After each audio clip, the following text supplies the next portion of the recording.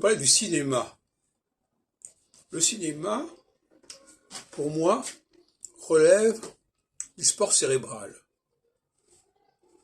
Rien n'est plus difficile, parce qu'on est dans le domaine de l'oral et non pas de l'écrit, rien n'est plus difficile que de suivre le cours d'un film de bout en bout. Parce que l'écrit, par exemple le roman, c'est écrit.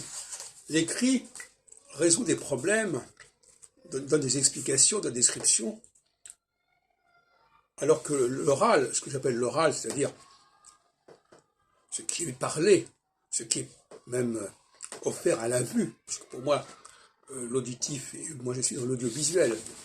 Donc l'audiovisuel, ça exige une attention remarquable de la part de l'auditeur et du téléspectateur.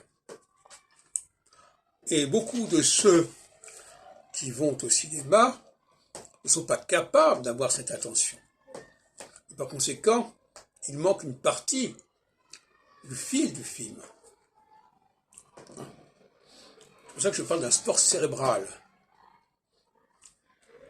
Beaucoup de gens ne comprennent pas comment les choses s'enchaînent dans le film. Ils ne captent pas certaines informations.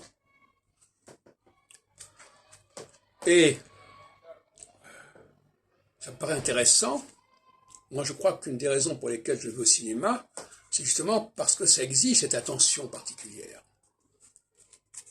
qu'on ne trouve pas dans le livre, dans le roman. Alors, à la Cinémathèque, j'ai fait un certain nombre d'expériences, notamment récemment pour les films britanniques des années 40-50. Ils sont très subtils. Le scénario est très sophistiqué. Et j'ai pu remarquer que un certain nombre de chaînons échappaient à ceux qui regardaient sur le film, qui visionnaient le film. D'autant plus que, comme le film suit un cours, on dit, bon, ben, ça s'est passé comme ça, pourquoi pas. Ils ne perçoivent pas toujours les causes et effets.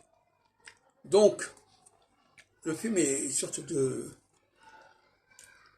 trompe-l'œil, puisqu'on peut avoir l'impression que les choses se sont déroulées comme cela, par hasard, si on peut dire, alors que le scénario avait prévu quelque chose de très pointu.